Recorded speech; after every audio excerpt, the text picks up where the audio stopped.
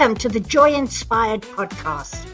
I'm Nikki Cruise, and I'm thrilled to explore with you what it means to walk in a faith-infused business.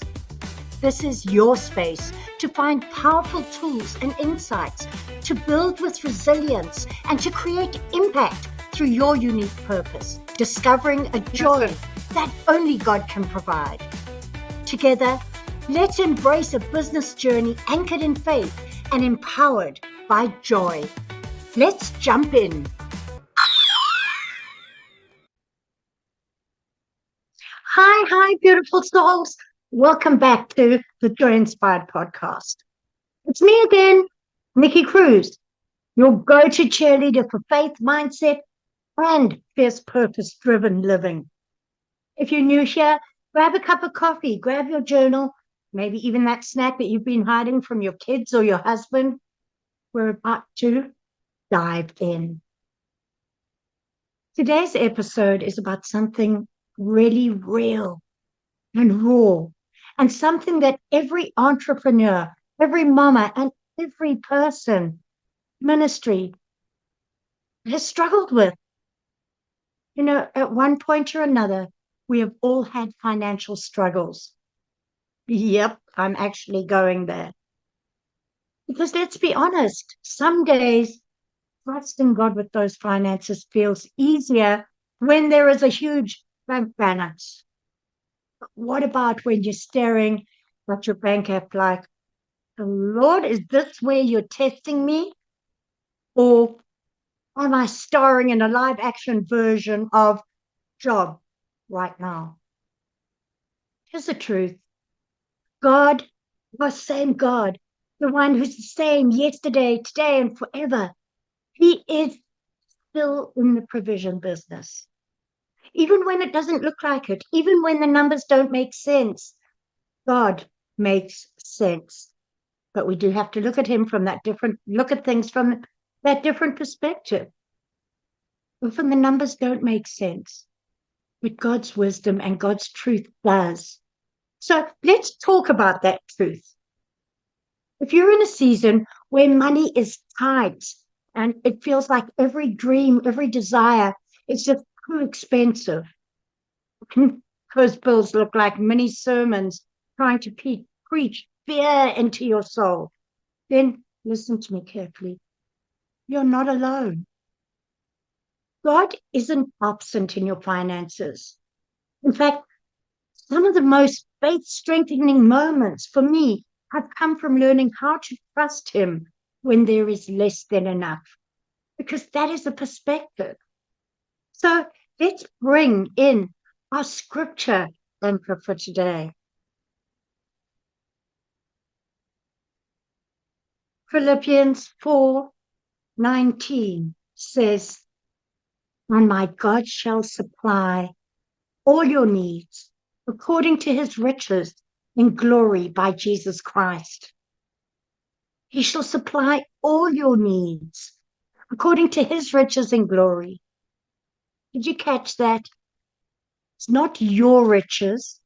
It's not your paycheck. It's not even your side hustle and the inconsistent income that you earn from that. But it's His riches in glory. And let me tell you, heaven isn't broke. Do you know that? Heaven is this incredibly wealthy kingdom with a place of abundance. So we get to change our perspective. We get to change that mindset when we are looking at a bank balance and stepping into fear and thinking it doesn't make sense. The numbers don't add up. God's math doesn't make sense. But you know what? That's such an amazingly good thing. I'm not sure about you guys, but I have never been a math whiz, unless it's counting how many days until that paycheck. And then I use the calculator, 2 notebooks, and a prayer circle just to get me through the calculation. But God's math is different. God's math just is God's math. He fed 5,000 people with 5 loaves and 2 fishes. He paid Peter's temple tax from a coin in a fish's mouth. Yeah, Okay, you don't need to go running around looking in the fish's mouths at the moment. And he told a widow to pour oil from a jar that just didn't run out. That's God's math. Why? Because when you give God what you do have, He will multiply it in ways that you never expected. You do have to give it to Him first. So let's be real. Talking about that faith over fear, faith doesn't mean you won't ever feel the fear. It just means that you're not going to let the fear drive the bus. And if fear is behind the wheel of your finances right now, it's time to pull over. Give fear the boot and let faith adjust the mirror so that you can see differently and start the GPS, God's protection services. Here's another scripture to remind us of that. And this one is from Psalm 37:25. I have been young and now am old, yet I have not seen the righteous forsaken, nor his descendants begging bread. Old, young, and not seen the righteous forsaken or begging bread.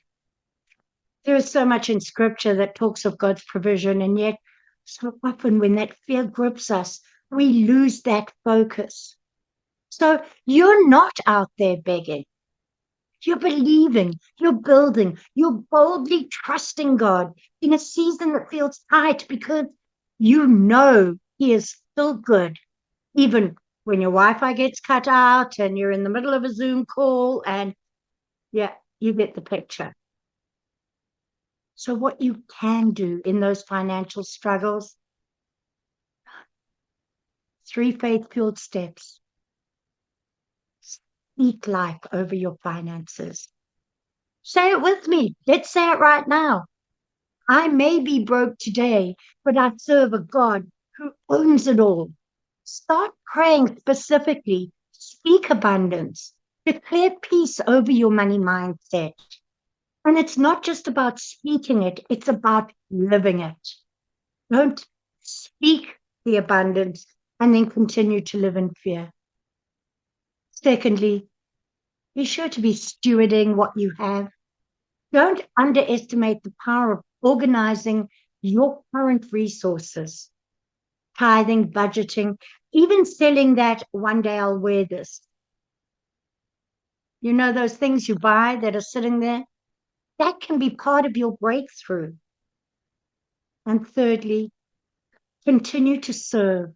Serve with what's in your hand, the things you do have. Like the widow in 2 Kings 4, he had oil. What do you have? You have skills, time, encouragement.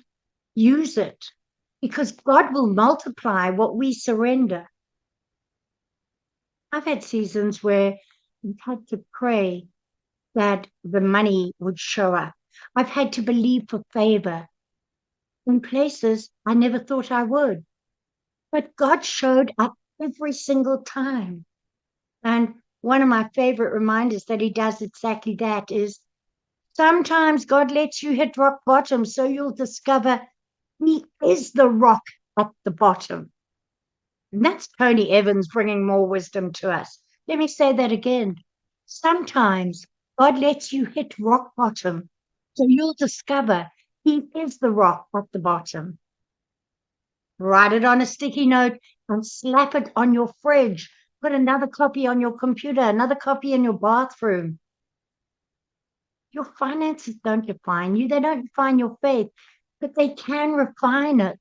And it's not about your financial circumstances, but your response to it. So don't let a temporary financial storm convince you that you failed. Rather, let it remind you of who is still in the boat with you and who speaks to waves and tells them to be still. Well, He can speak to that. He can speak to every circumstance in just that way. So if this episode encouraged you, Why don't you do me a favor and share it with someone who needs to hear this? This is a subject we don't often talk about. As entrepreneurs, we want to always appear successful and in control. We aren't in control. God is. And when we start to see that things aren't as we expect, we lose our joy. We begin to stand in the fear. What is greater than all of those needs you have? He will provide. We serve a God of abundance. And sometimes we just have to change the way we see things, because when we change the way we look at things, the things we look at change. So until next time, be encouraged. See different ways that you can step in to glorify God, even with financial challenges, just because you choose to stand in faith. Blessings all. Hope you have a week of laughter. Keep standing, keep smiling, and keep joyfully unleashing your more powerful purpose. Love you big time. Bye.